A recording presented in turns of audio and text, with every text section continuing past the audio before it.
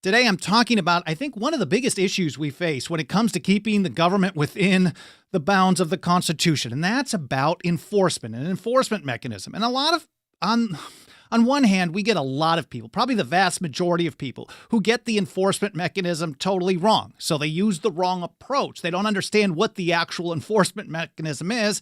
And so as a result, we end up with more and more government continually over time. It just keeps getting worse and worse and worse. It should be obvious that government keeps growing because we live under the largest government in history and they're insatiable for more. And on the other hand, usually it's people who are far more friendly to our work and our goals of more liberty, because liberty, as Thomas Jefferson and John Dickinson put it in the Declaration of Causes for why they were taking up arms in 1775, liberty, our attachment to liberty should not be supplanted by anything, attachment to anything else. So those people who are more in line with our ultimate goals, they somehow believe that there is no enforcement mechanism at all for the Constitution, and as a result, they do nothing, and we end up with more government. So on both sides, it's pretty bad. But usually the first thing people say when they're trying to use the wrong enforcement mechanisms is, well, they start out with sue them, take them to court. But it's almost as if they're missing the entire point, because the federal courts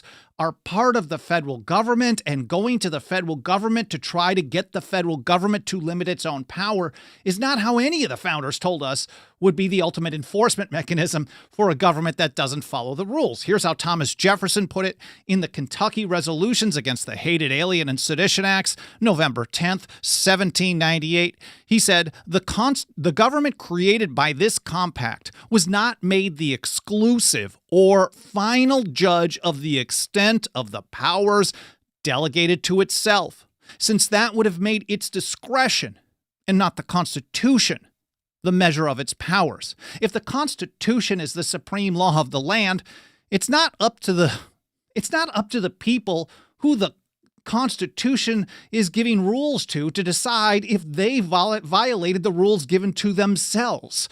There's something else, because otherwise what you're doing is you're relying on the government to determine the extent of its own powers. And in that situation, we shouldn't be surprised if that power always grows. Here's Jefferson with another follow-up to in a letter to William Charles Jarvis. He said, "You seem to consider the judges as the ultimate arbiters of all constitutional questions. A very dangerous doctrine indeed, and one which would place us under the despotism of an oligarchy." So even though they didn't create a system where you had one branch of the government dictating to the other branches of the government, to the states and to the people, they did not create this system of an oligarchy. That's how people have treated it for generations. And ultimately, most people today believe that the Constitution means what the Supreme Court tells us it means, until the Supreme Court maybe changes its mind somewhere down the line. And that, according to Thomas Jefferson, puts us under the despotism of an oligarchy, because it is up to the political whims, maybe the legal whims, of a bunch of unelected, unaccountable, politically connected lawyers. So, and that's a really bad situation. But it's not just Thomas Jefferson. We're going to do more Jefferson on this in a bit. But here's James Madison in his report of 1800 describing the intent and the legal justification and the views and the constitutional framework behind the Virginia Resolutions of 1798, also against the Alien and Sedition Acts. Here's how James Madison put it. Dangerous powers not delegated may not only be usurped and executed by the other departments, but the judicial department also may exercise or sanction dangerous powers beyond the grant of the Constitution. Madison wanted a much larger government than many of the others. Not all the way towards Hamilton or Gouverneur Morris, but he certainly recognized that any branch of the government could exercise powers beyond its limits. But that doesn't mean they get to determine whether they broke the rules. The idea of letting someone who is given rules decide if they violated the rules and their view is authoritative and final is absurd. But yet that's how we treat government and how most people treat government.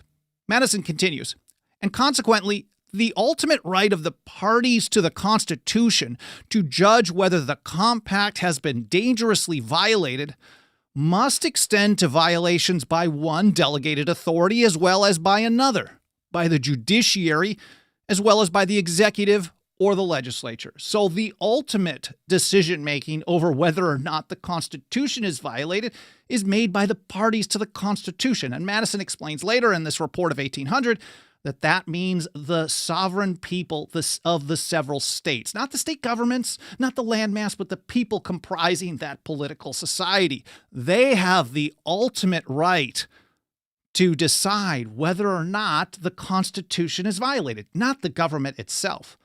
Now, what about waiving a document? So going to the federal courts, obviously, I mean, that's not saying that you don't sue them, but if you think that that's the end-all be-all, and when they make an opinion, when a federal judge makes an opinion, puts out an opinion about federal power, that's the end of the story about the Constitution and federal power, this is totally wrong. I could go through quote after quote after quote to explain that, but I just wanted to give a quick overview of some leading takes from Jefferson and Madison. Now, what about waiving a document? Some people say, well, yeah, you just gotta, every time we point out some constitutional phrase, we'll get people say, oh, dude, you should be sending this to everyone in Congress, as if all we need to do is point out to them how they've been mistaken all along. Here, read the document.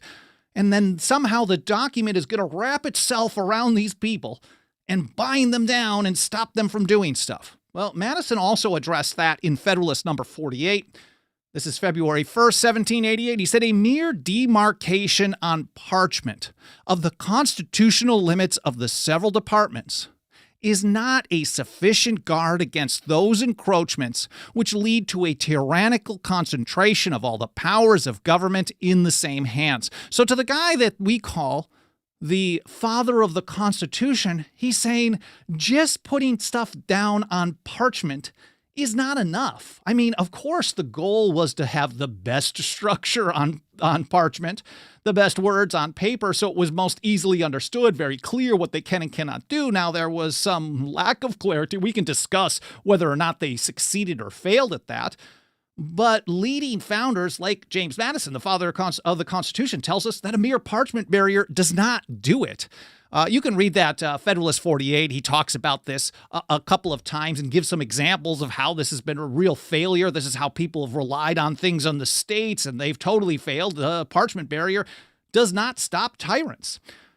Roger Sherman had a very similar take discussing this, especially in regards to a Bill of Rights, because some people are saying, okay, yeah, you Federalists are telling us we don't need a Bill of Rights because they're not delegated these powers, but we should really hammer it home and say that they're not authorized to do certain things in certain areas. And they ended up winning on that debate and getting the Bill of Rights. But Roger Sherman pointed out that words on paper, Bill of Rights, doesn't do anything as long as, well, here's how he put it. No Bill of Rights ever yet bound the supreme power longer than the honeymoon of a new married couple, unless the rulers were interested in preserving the rights. So straightforward to Roger Sherman. This is in A Countryman number 2, one of his early letters in support of the Constitution, in support of ratification. He's pointing out, like, look, guys, we can put whatever we want on paper, but unless the people with the power, if they're not really interested, if they're not motivated to preserve the rights, they're not going to follow this thing. We know that parchment barriers don't do the trick. There has to be something else. So another thing that people tell us is that we have to have a convention. We have to have a convention of the states to enforce the Constitution because, clearly they don't understand the rules, and now we just need to change the rules in order to make it more clear for them. James Madison also addressed this approach in Federalist number 50. He said, this whole first part, he talks about this in the first paragraph of Federalist number 50, that he's saying, like, look, using this convention process for correcting, he puts it in all caps. If you see it up on the screen here, this is not just from email forwards from boomers, but Gen Xers too, I guess. Some of my generation does that as well. But he's talking about using a convention for, quote, preventing and correcting infractions of the Constitution. He's addressing this as a process, as a suggestion, and he doesn't like it. And he explains why. He said, in the examination of these expedients, I confine myself to their aptitude for enforcing the Constitution, specifically capitalizing enforcing, all caps there, by keeping the several departments of power within their due bounds, without particularly considering them as provisions for altering the Constitution itself. So he's saying, like, look, if you need to expand the powers of government or reduce the powers of government from what has been delegated, that's a different discussion. We're talking about what to do Because this is, if you think about Federalist 48, he closes out Federalist 48 saying there has to be something other than a parchment barrier. So then by Federalist 50, he's diving in completely to the idea of, well, let's use Article 5. When they get out of line, let's use Article 5 as an enforcement tool. And he doesn't like it. He says, he points out that, first of all, the process takes forever. I mean, even in more modern times, the idea of getting a convention to enforce the Constitution, we're talking 5, 10, 15, 20 years, especially when you consider all the lawsuits that are going to come up if they ever get to the number of states needed. And here's how Madison put it. Is it to be imagined that a legislative assembly consisting of 100 or 200 members eagerly bent on some favorable object and breaking through the restraints of the Constitution in pursuit of it would be arrested in their career by considerations drawn from a censorial revision of their conduct at a future distance of 10, 15, or 20 years? He knew back then that the amendment process is a very slow process. It takes time. And if you're going to provide amendments as an enforcement mechanism, and you have 100, 200 people in Congress, now it's, basically 435, basically all of them at one point or another are supporting violations of the Constitution or working together in some ways on one issue or another.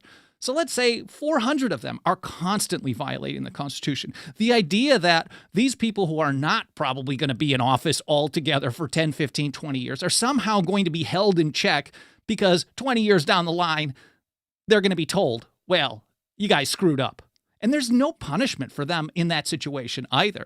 He says, in the next place, but even worse, because let's say you could enforce things that way, but then you still have to deal with all the unconstitutional, the usurpations of power from now till then. You have to sit around waiting 10 or 20 years under unconstitutional power, and that's not a good thing either. He said, in the next place, the abuses would often have completed their mischievous effects before the remedial provision would be applied. And in the last place, where this might not be the case, they would be of long standing and would have taken deep root. It would not easily be extirpated. So many of the founding generation told us that the time to resist encroachments on your on power, on your liberty, on the Constitution is now, not after they've taken hold. Jefferson, at one point, he basically said the time to address it is before the eagle puts their talons or the wolf puts their talons. I forget. Basically, before they sink their teeth into you. John Adams even told us, here's a guy back when he was one of the good guys before the Declaration of Independence, the Atlas of Independence, they called him. He said, the only maxim that can ever preserve the liberties of a people is obsta principiis, which is nip the shoots of arbitrary power in the bud. And it's not nipping the shoots of arbitrary power in the bud if you got to wait 10 or 15 years, even 4 years or 2 years, whatever it may be, to somehow convince government that government screwed up. And even if you don't have to convince them, but having to actually abide by all that stuff. So that's addressing the approach of using a convention for enforcing the Constitution rather than changing the structure of things. Well, what about vote the bums out? And this is probably maybe the most popular one. Everyone seems to focus all their attention on who's going to wield the power of the largest government in history. And even if someone could convince me that this hasn't been a complete and utter failure of massive proportions, the worst strategy of all, going to the federal government in the hopes that you're going to get new people in power, and those people in power are going to look at all that power and say, let's get rid of all that power. I've never seen an example of that working for any amount of length of time. If not, well, even if someone could convince me of that, I think Lysander Spooner summed it up perfectly. And I want to jump to his essay on the trial by jury in 1852. He points out that suffrage is equally powerless and unreliable. It can be exercised only periodically, and the tyranny must at least be borne until the time for suffrage comes. So if you're facing violations of your rights, if they're violating the Constitution, what they're saying is just get on your knees, take it, and wait until maybe someone in the future does something about it, whether it's a convention or a lawsuit or voting the bums out or begging people in government. This is not the action of a free people. This is a population on its knees begging for scraps. And I think Spooner really hammers that home in his essay on the trial by jury. Well, of course, he supports jury nullification and other forms of resistance, but he also points out, I could read a little bit more of this. I wasn't planning on it, but it's so good. He says, besides, when the suffrage is exercised, it gives no guarantee for the repeal of existing laws that are oppressive, and no security against the enactment of new ones that are equally so. If you think about it, the people have already put the bad guys in power. They've been okay with it. Maybe they've been in power, like in our situation, for well over 100 years, if not longer. Bad guys have always been in power for my entire life, for your entire life. There have not been good people running the system. Maybe a few that you love here and there, but overall, the entire system is totally corrupt. It's nowhere close to the system of the founders. And if you're relying on the next group of people in there, well, the track record of the people voting the bums out has been horrible. And Spooner understood this back in 1852. He said the second body of legislators are liable and likely to be just as tyrannical as the first. If it be said that the second body may be chosen for their integrity, the answer is that the first were chosen for that same reason, and yet proved tyrants. So the idea that voting the bums out is going to protect us from bums in power that the people put in power is absurd. And on top of it, again, you still have to bear the tyranny until maybe at some future date you get rid of it. And that gives government unlimited power. That's what Jefferson was getting at in that first quote regarding the Alien and Sedition Acts.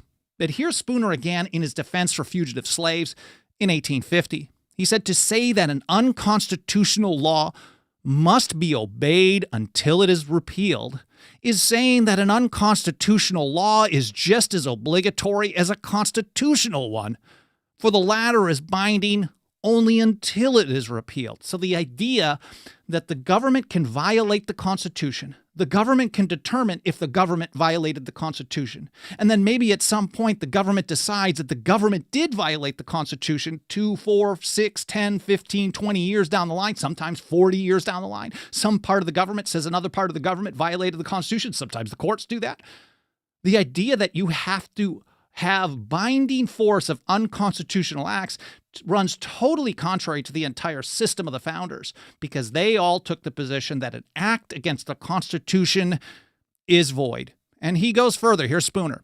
There would be no difference. There would therefore be no difference at all between a constitutional and an unconstitutional law in respect to their binding force, and that would be equivalent to abolishing the Constitution and giving to the government unlimited powers. So in other words, what most people think is the enforcement mechanism for the Constitution really relies on the going to the government to convince the government to stop doing what the government was never supposed to do in the first place. And it should be obvious. It should be obvious that this has not only been a total failure, but it is just a bad strategy. It's not even a smart approach. If you think about anything in your day-to-day life, in work, in business, and family, if you have a kid and you tell them, hey, here are the rules, and then you ask the kid if the kid followed the rules and the kid says, nah, I'm good. Is that good parenting? What about employees? If you ask the people who are potentially violators of rules given to them whether or not they violated the rules and should be punished for it, they're always going to say no. This is just dumb. And just as Spooner and Jefferson pointed out, it also gives them unlimited power, whether it's permanent unlimited power or it's just temporary. I mean, in essence, it really is permanent unlimited power, because they're the ones who are telling us, oh yeah, well, we screwed up. And because of this, I think maybe this is part of the reason why, but the people who are more friendly to our ultimate goals of supporting the Constitution and expanding liberty for the individual, they really believe that there is no enforcement mechanism for the Constitution whatsoever. Or they believe, like everybody else, that the enforcement mechanisms are going to the government and begging the government to stop doing what the government wasn't supposed to do, and therefore these are failed enforcement mechanisms, so in practice they enforce nothing. And they're wrong too. So one of the things that we often hear are things like this. It would be great if all this wisdom came with a way to enforce the Constitution. Be great if it came with a way to enforce all this wisdom. And Spooner's points about suffrage and compliance till repeal is really no different than what Jefferson was saying in 1798. We have a response to this second take here in just a moment. Here's how Thomas Jefferson put it. In cases of an abuse of the delegated powers, the members of the general government being chosen by the people, a change by the people would be the constitutional remedy. So Thomas Jefferson is telling us, well, if they're using the powers delegated to them and abusing them, using them in ways that you don't like, that you don't support, the constitutional remedy is vote the bums out. This is the Jeffersonian take, as long as they're within the bounds of the Constitution. But as soon as you get beyond that, which is constantly today, we're not in the situation where they are just within the bounds of the Constitution and doing bad policy. That is not even close to what we live under today. And so Jefferson gave us the answer. What is that enforcement? It would be nice if we had an enforcement mechanism, right? Well, Jefferson tells us, he said, but where powers are assumed which have not been delegated, a nullification of the act is the rightful remedy. It's not something to try after everything else fails. It's not something to kick down the line in case going to the government and begging the government to stop doing what the government was supposed to do. They don't follow what we suggest to them or demand or ask or beg. It's the rightful remedy every time they assume powers not delegated. He said every state has a natural right in cases not within the compact to nullify of their own authority all assumptions of power by others within their limits. And again, without this right, he said, they would be under the dominion, absolute and unlimited, of whosoever might exercise this right of judgment for them. So it's the same thing that Spooner was saying. If you let the government determine the powers given to itself, delegated to itself, it has unlimited power. Now, all these original source documents, I might have an article or two coming up here as well that I'm going to cite. I forget what I put in my notes as I was prepping this yesterday. But you'll find this all over at a blog post. We publish a blog post a couple hours after the live stream is done. Alan Mosley will get that organized, and I will get that published a little bit later today over at 10thamendmentcenter.com/path-to-liberty. Again, 10thamendmentcenter.com/path-to-liberty is where you're going to find that. You'll also find all the different platforms we're on. Of course, we live stream it on the mainstream ones, like YouTube and Facebook and X and LinkedIn and Twitch. We also live stream over at rumble.com and odyssey.com. I appreciate you guys following us on these so-called alternative platforms. We upload the archive of the video as many platforms as possible, and you'll find an audio-only podcast edition basically on all the major and some of the smaller platforms. Again, 10thamendmentcenter.com/path-to-liberty. Let me take a look over in the live chat and just say a quick hello to everyone here. Again, I hope you had an awesome weekend. I really appreciate you being here with me today. There's Haji, Cheriton Farmer, Ragnar, Dixie, Kirk Morrison, Sonny Bono, John, Doug, Ivana, let's see who else. Channel 3, one of the best channels, tons of fire. Thank you so much. I appreciate that. And everybody else. I will scroll through this a little bit later in the episode or later today. I appreciate all your feedback, comments live in the archive, reviews on Apple Podcasts, subscribing, getting notifications, all those things, especially sharing links to the show. That can help trigger the algorithms primarily of the mainstream platforms and help them or tell them to show us to more people. So I appreciate your help on that. So again, 10thamendmentcenter.com/path-to-liberty. So I've been citing a lot of Thomas Jefferson. I'm wearing the Jefferson Nullification t-shirt, which is available over at shop.10thamendmentcenter.com. But is it just Jefferson? Because if he was alone in all this, when we look at the founding generation, we look at constitutional provisions or how to deal with violations of the Constitution. If you just have one dude saying something, then you can safely say, well, this is an outlier. It's an interesting opinion. Maybe everybody else was wrong. But if they're really the only one, or there's just Jefferson and maybe Madison and that's it, then you can be pretty comfortable in saying, well, they were just a little wackadoo. And Jefferson it would basically be like saying that Hamilton's view of federal power during the Philadelphia Convention, where he was just rejected offhand for wanting unlimited federal power later on in the convention, that'd be like saying that Hamilton was correct. And unfortunately, most people treat federal power as Hamilton was correct. But anyways, talking about Hamilton, here's how he put it in Federalist number 28.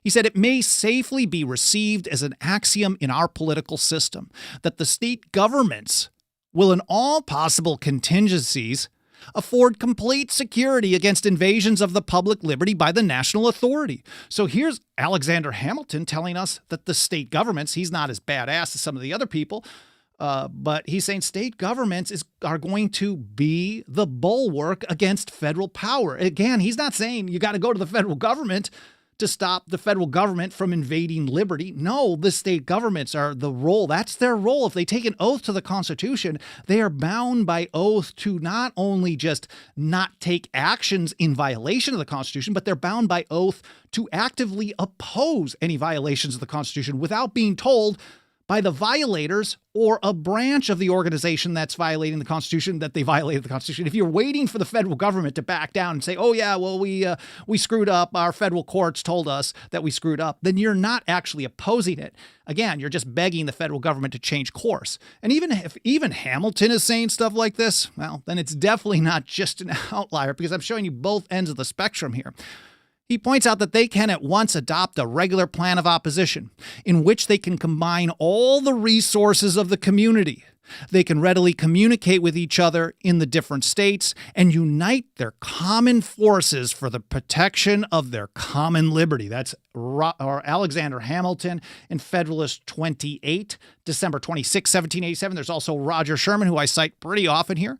He points out in December of 1787 that all acts of the Congress not warranted by the Constitution would be void. I mentioned that earlier. All the founders agreed, left, right, and center, that anything that goes beyond the limits of the Constitution is void. It's just ultimately, how do you make it void in practice? Because a government that wants to violate the rules, even as Madison was talking about in Federalist 50, if they have decided that they're going to break through the chains, the rules given to them, just telling them that they're going to be censured 10, 20 years down the line, that's not going to stop them. Neither is a parchment barrier. None of this is going to stop them. But in law and under the Constitution, those acts are void. You have to do something to make them that way in practice. And Sherman gives us a pretty good hint. He says, nor could they be enforced contrary to the sense of a majority of the states. That means we know that Roger Sherman knew that when the federal government went beyond the limits of the Constitution, not only was it void, but they wouldn't care, and they would still try to enforce it.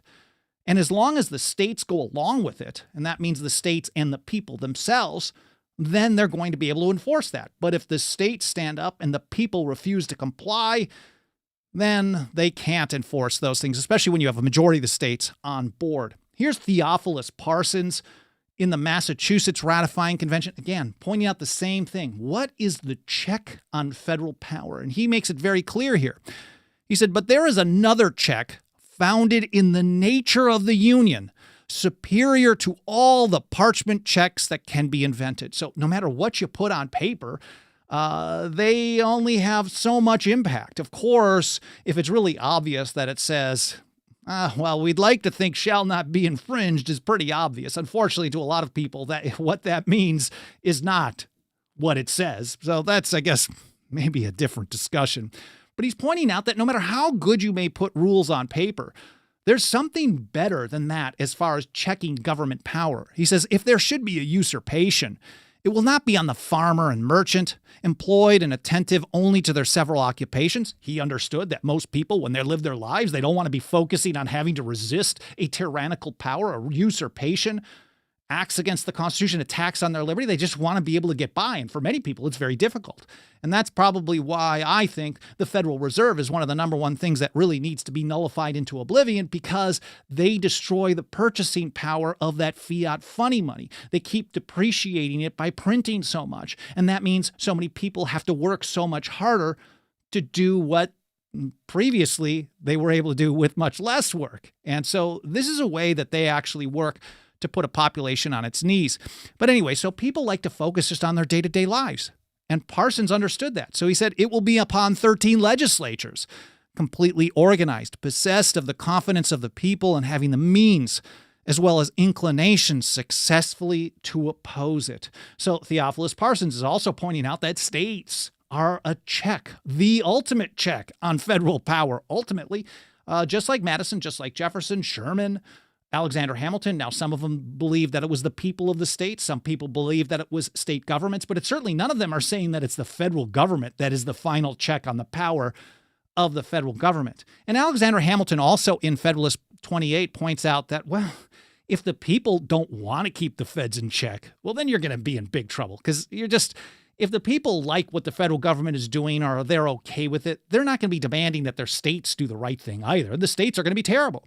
He said the obstacles to usurpation and the facilities of resistance increase with the increased extent of the state, provided the citizens understand their rights and are disposed to defend them. So if the people understand their rights and are disposed to defend them against all comers, then the whole system works well. But if the people are not aware of their rights, they don't like their rights, they hate their rights, they're just ignorant about them, or they're too afraid to defend them, then you don't have any check whatsoever. He said the people, without exaggeration, may be said to be entirely the masters of their own fate. And I think that really is where we get to with the ultimate check on federal power and the ultimate check on state power too, but that's not what we're talking about today. And Samuel Adams had the same kind of view back during the heart of the revolution, those years of the radical change in the viewpoints of the people from 1760 through 1775. Here he is writing as Candidus in the Boston Gazette, October 1771, one of his best essays. He's got many. We don't cover them enough. But here's how he put it. The truth is, all might be free if they valued freedom and defended it as they ought. So the father of the American Revolution against, well, Aaron Burr's target had the same take, understanding whether Hamilton flip-flopped later or not is not the discussion here. But he's absolutely correct, recognizing that if the people don't understand and love their liberty and have a willingness to defend their rights, to defend their own constitution, whether the government likes it or not, then there is no check on government power, period. And that's how you remain free, according to Samuel Adams. John Dickinson, we can call him the father of the Articles of Confederation. A few years later, he was writing in support of ratification of the Constitution. Oh, you'd think, Articles, Confederation guy, he must be an anti-federalist, but he wasn't. He also recognized, even though he was an expert on this kind of stuff, that no matter how good of a constitution you put together, you cannot guarantee, just like Madison said in Federalist 48, a parchment barrier does not guarantee that government is going to follow the rules, because a government that does not want to follow the rules, it doesn't matter what you write, they're going to do what they want as long as the people allow it. And Dickinson was making that same point here in Fabius number 4 in April of 1788. He said, a good constitution promotes but not always produces a good administration. So we asked the important question, what's the enforcement mechanism? He said, but notwithstanding, it must be granted that a bad administration may take place. What is then to be done? John Dickinson, the penman of the American Revolution, the father of the Articles of Confederation, is asking, what is the enforcement mechanism of the Constitution? And he tells us. He said the answer is instantly found before the supreme sovereignty of the people. Sovereignty meaning final authority. And he said it is their duty to watch and their right to take care that the Constitution be preserved, or in the Roman phrase on perilous occasions, to provide that the Republic receive no damage. So again, the ultimate check on federal power, on government power, the ultimate enforcement mechanism is the people themselves. And ultimately, really, as Madison put it, the sovereign people, the sovereign states, the parties to the Constitution, the people of the several states, as Jefferson put it, the people of each state have the authority to nullify of their own choice all assumptions of powers within their limits. Because if they don't, then those other people have unlimited power over them. And here's James Iredell, one of the first Supreme Court Associate Justices. He was nominated for the role by President Washington. And he takes the same position. The only resource against usurpation is the inherent right of the people to prevent its exercise. So a government hell-bent on usurping power, the only way to stop them is not by going to that government and saying, pretty please, stop, this is dangerous. It only guarantees that that government is going to continue expanding its power and destroying your liberty. And we see that playing out before our very eyes day in and day out, year in, year out, decade in and decade out. To James Iredell, the only resource against this type of thing is the inherent right of the people to prevent its exercise. And this is a judge. This is a guy who went on to become a member of the Supreme Court. And he isn't saying, come to us, we'll fix it for you. He's saying it's the inherent right of the people, the only way. Not a good idea, not something to try later, but the only way. And Samuel Adams, back to that essay in the Boston Gazette, October of 1771. This will be linked to in the show notes, like everything else, 10thamendmentcenter.com/path to liberty. He put it this way, and he had contempt for people who would not. Of course, he's saying all might be free if they valued freedom and defended it as they ought. So people who don't value freedom and don't defend it, well, he did not hold them in very high regard.